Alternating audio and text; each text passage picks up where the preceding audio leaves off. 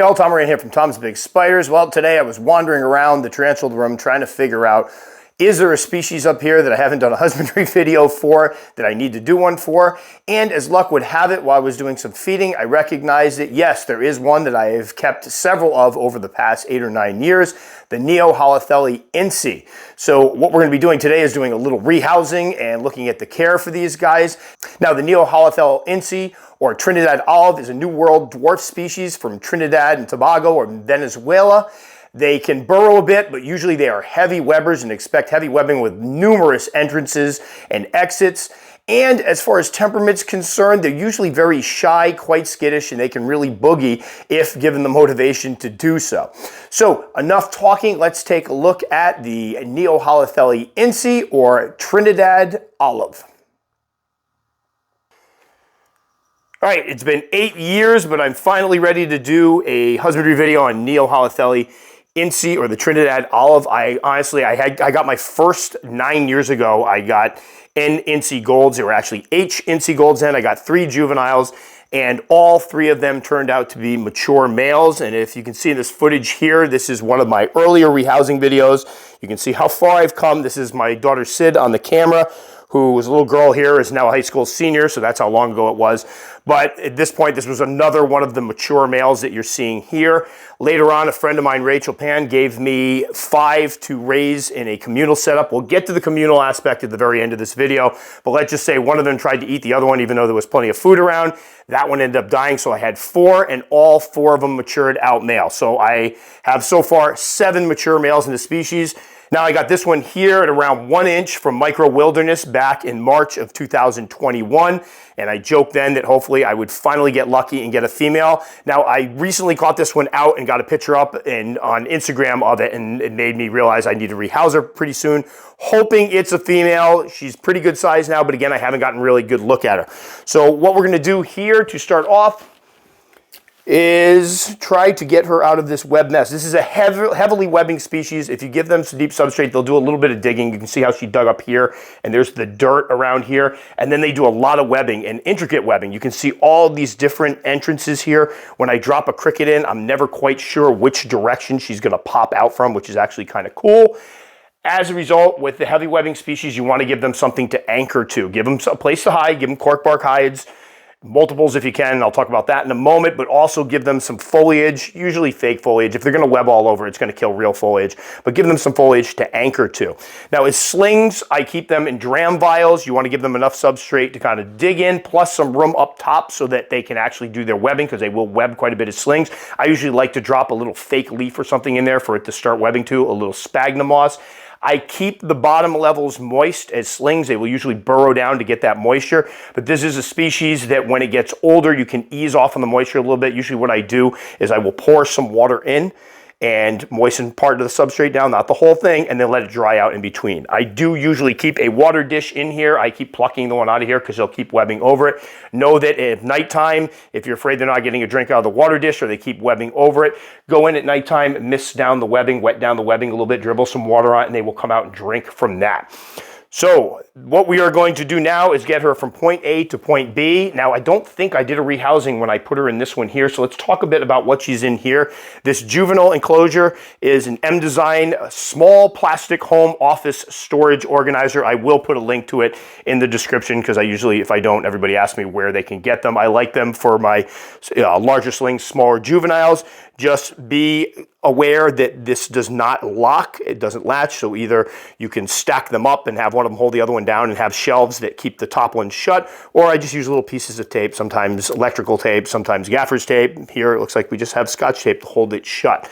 But the original enclosure had a couple inches, I believe, of BioDude substrate.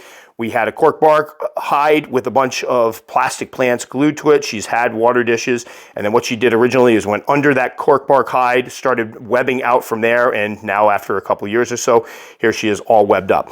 So let's try to get her out in from here into the adult enclosure, which I will talk about in a moment. And not sure how to go about this one because I think what I'm going to try to do is pluck this completely out.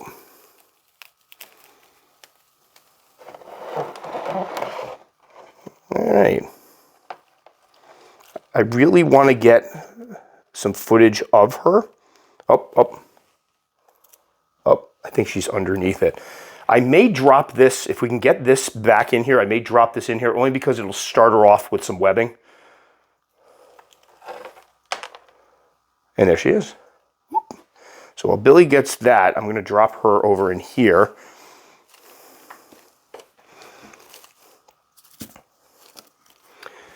She's showing up. I can bring the light in a little bit. You can see that beautiful gold coloration. Boop. That didn't work. Oh, there we go. Awesome little spider. That does look like it's going to be a female. I would guess the male would already have molted out by then. But again, this is the first regular version I have. I've had the golds. The males were actually pretty good size overall and quite gangly, but we're going to go with, you know, beautiful spider. I'm glad we're finally getting footage of this. I barely see this one out. They are a shy species. They will hide in the webbing. They won't come out all that often. When I was able to finally get a picture of her to put up on Instagram, I was so excited because I had honestly not seen her up until that point. So Billy can just go over here for a second. I'm just going to go ahead and drop the catch cup, not over her, because she's going to go in there. Hold on, we may just catch her right now. She's being quite calm. No, you're not coming up. You're going down. And you're going right in here. Thank you. All right. So while we've got her in here, let's go over to this new enclosure. Let me see if I get this out of the way. No, you can't come out yet.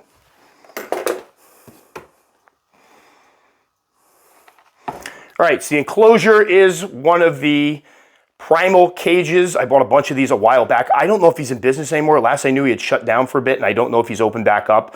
I will look for a link. If I don't put a link up, assume that he is not opened back up for business. But again, the magnetic type lid enclosures that are very, very popular. He was one of the ones that did it a couple of years ago. There's a lot of different ones out there now. This one here is 8 by 8 by 12. I like them for my medium-sized tarantulas. Even medium-sized adults are little dwarfs. I think they're great for it.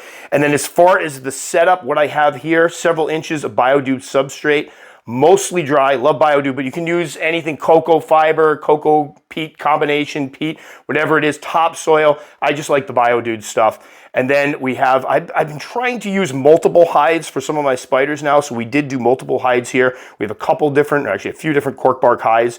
I think what happens is a lot of times cork bark can be expensive, so we get a little stingy on it, but if you give multiple hides, it gives them more of a choice of where they're going to settle in. Sometimes helps them to settle in quickly. We do have the plastic plants on them, again, for webbing and anchoring. I have some moss in here, which is a little wet, just in case she wants to drink when she gets out. And then I'm going to keep her old stuff right in here. I'm not going to take this out. This will give her a little place to start off. What you'll probably see is she'll start webbing from here onto the other ones. She'll feel a lot more comfortable, a lot quicker. So let's go ahead and try to get her in here. You're just going to go out on your own. You are a doll. That was adorable. All right, so if you want to get a quick shot of her before she inevitably disappears, what a sweetheart. That was absolutely incredible. They can be a little skittish, but they're not, I would not call them a defensive spider. If you get a threat posture, it's usually them trying to bluff so that they can get away. They are very, very quick. These guys will boogie. This is one of the first spiders I ever had boogie on me on a Rehouse. Now, as far as feeding is concerned, the baby slings, sometimes when they're real, I found with this species, and I found it with all of mine, that when they're smaller, they can be frightened by larger prey items. So I always tried to start them on prey items that were much smaller than I normally would give to spiders that size. Or with the little teeny tiny ones, you can start with pre-killed. That works as well. They'll come out. This one, early on, I didn't have small enough prey items, so I gave them pre-killed. With my ones I had in the communal, I would drop some small live prey in there, but it was, again, smaller than you'd normally give that size. As slings, it'd be teeny tiny ones or pre-killed. As juveniles, you give them, juvenile in this species, you're talking about 1.5 inches maybe. So again, small crickets, small roaches, small mealworms. And now this one has no problem taking down medium crickets. I dropped in a large one the other day by accident. She snatched up, so not a big problem there.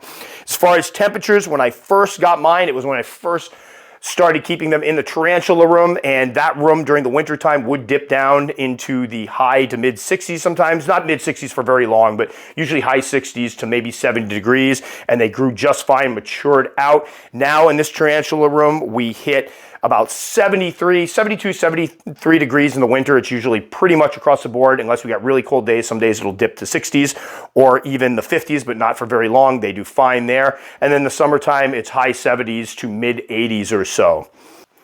So a word about communals. Yes, these guys can be kept communally. Yes, they've been observed in the wild being kept communally. However, it seems like it can be unpredictable whether or not a communal situation will actually work. Your best bet for folks who want to keep a communal is to hatch out a sack of it and leave the sack with the mother. And what you're going to see is there will be some cannibalism. I think that's the problem, is when we judge how well a communal works, we judge it by whether or not they're actually starting to eat each other. And it almost looks like with this species, the larger ones will eat the smaller ones. Eventually it'll level off and they'll start living peacefully. However, if you're buying a bunch of different slings from different dealers and putting them together, expect basically Hunger Games. When I put my 5 together, there was only 5 of them. One of them immediately tried to eat the other one after not very long. So I personally wouldn't try a communal again. Like, I wouldn't order a bunch and do it. However, if I had a female that had a sack, I might do it to see what happens, because I have heard a lot of people that have kept them successfully that way. Just expect it's not going to be a clean situation. There will be some of the smaller ones getting picked off until things level out. Honestly, I probably wouldn't try communal again, because watching that one try to eat the other one's butt just kind of really disturbed me. It's like, what are you doing? And the worst part was, it was literally a roach right next to him. As he was trying to eat the other one's butt, a roach ran in between them. So it's like, there's your food right there. But I do think it's a natural occurrence, and I think the thing is, when you're just throwing a bunch of them together in somebody's collection, it's not the same as having them hatch out in the wild and naturally kind of start preying on each other. Nobody wants to see their spiders eat their other spiders. So I think that about covers them. Again, I think the trick is, don't overdo it with the moisture, but don't keep it too dry. Moisten it down, let it dry out in between. This one here, I did spray some water in here. I will let that dry out. She will get a water dish. Stick a little water dish in here if she wants to drink. And I will moisten down webbing every once in a while if she wants to drink from that. And growth rate, medium pace with these guys. I got this one about a year ago. Again, she was about 1 inch. She looks like she's about 2¼ inches now, maybe 2½ inches. It's still kind of small. My other ones also grew. Actually, the males, golds, grew rather quickly and matured out rather quickly. So it depends on the temperatures probably. Higher temperatures, faster growth rates. So there we go, Noeholothele incei, Trinidad olive. Awesome spider. Glad I was finally able to do a husbandry video on this one, because it's been a long time. I just don't like doing them for the males. It's not as interesting. And definitely, I think almost one of those hobby staples. They've been around forever and everybody seems to keep them at some point. So final word on the communals. I did attempt it with these guys. Again, one of them tried to eat the other one. We ended up splitting them up. I've heard from people that have had great experiences with communals with the Noeholothele incei, and I've heard just as many people that say it didn't go well and they had several of them eaten. Even one guy that put in like 8 ended up with 2 big ones on the opposite end of the tank. If you do try one, recognize the fact that they're kind of sketchy as far as how successful they're going to be. It sounds like the best case scenario, like I said earlier in the video, is you take mama, you keep the sack with her, you leave the babies with mama, and eventually they will cannibalize a bit, but it'll level off, and then they will grow to adulthood, and you'll have a healthy communal environment. Most of us don't have access to the mama and the sack though, so for those of us just buying them from different vendors, recognize that there's a very good chance that you're going to lose some spiders. So that will do it for this one. As always, if you liked it enough to subscribe, very much appreciated. You click the little circle up in here. I will probably put another Noeholothele incei video down here, and then up here we'll put best for viewer. As always, if you take the time to comment, I will take the time to respond. Just know it can take me a couple days. That'll do it for this one, guys. Stay safe. Catch you all next time.